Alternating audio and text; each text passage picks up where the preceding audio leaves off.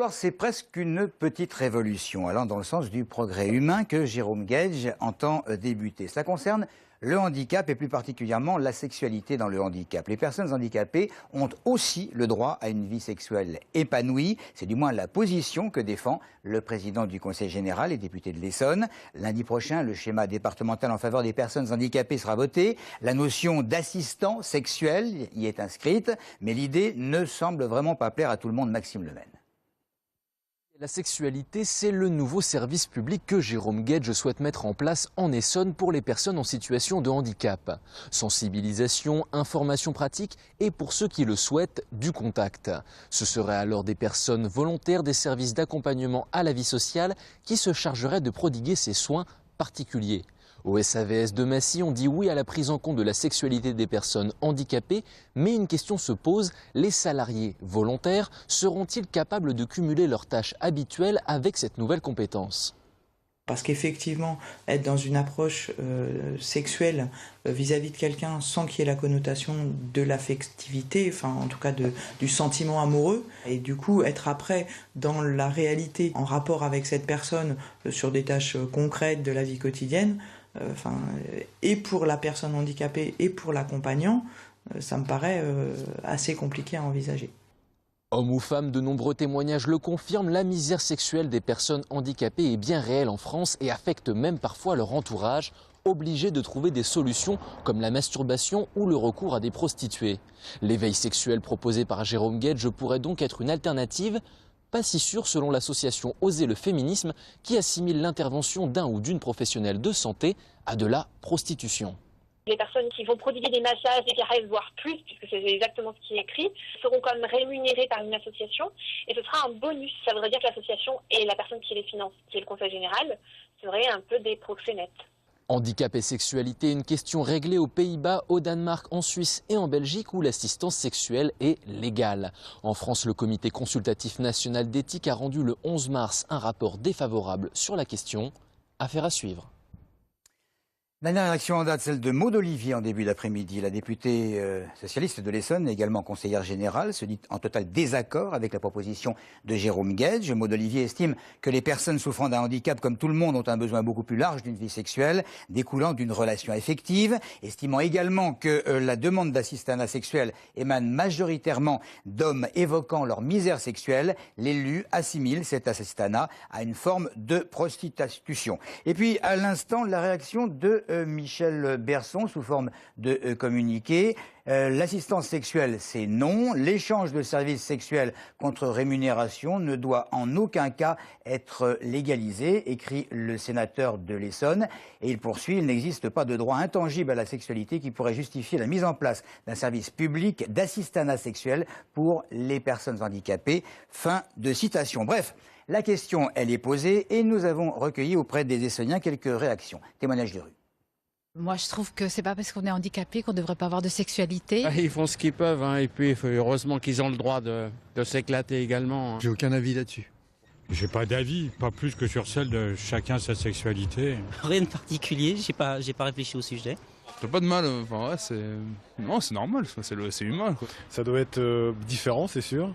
Peut-être délicat aussi. Pour moi, c'est normal, c'est comme tout le monde, non? Oui, pourquoi ils n'auraient pas le droit de sexualité Je pense qu'ils font avec. Voilà, ils s'adaptent, et puis je pense que tout le monde peut trouver son bonheur. Hein. J'ai aucune idée.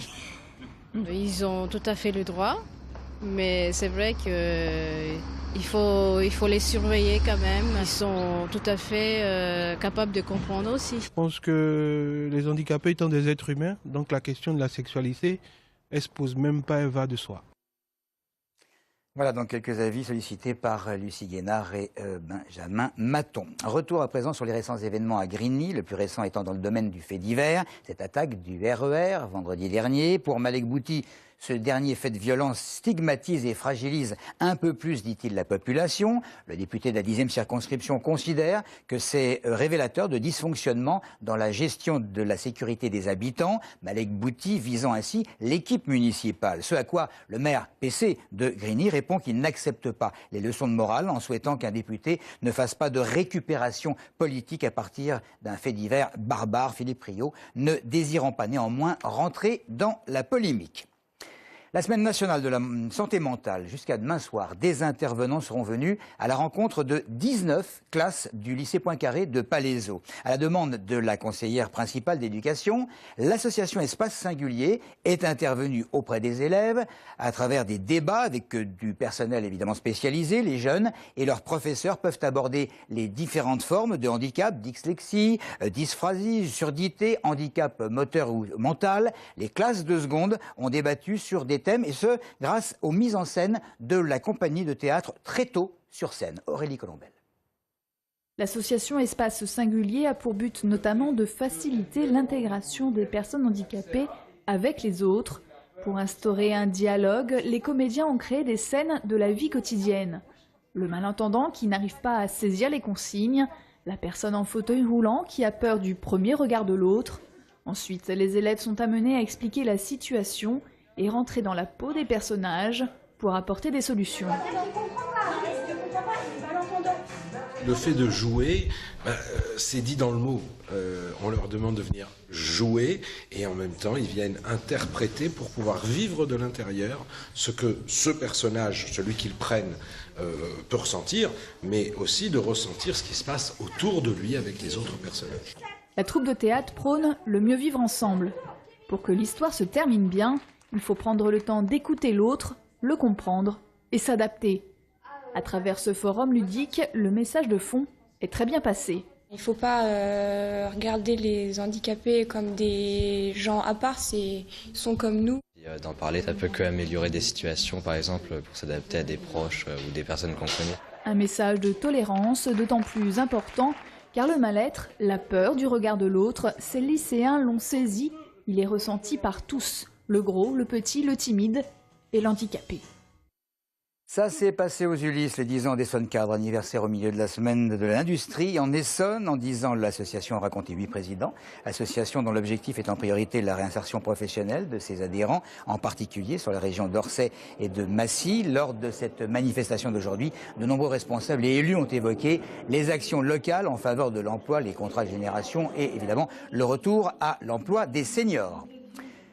Une dizaine de personnes interpellées ce matin dans la cité des Tarterets à Corbeil, des personnes suspectées de vol avec violence commis en bande organisée. Plus réjouissant à présent, le tourisme à l'honneur. C'était aujourd'hui la 18e journée des partenaires du tourisme en Essonne. Rendez-vous incontournable qui permet de diffuser les différents supports d'information et donc de préparer le lancement de la nouvelle saison touristique du département. Manifestation dans l'enceinte de la base des loisirs des Tempes avec dégustation de produits du terroir.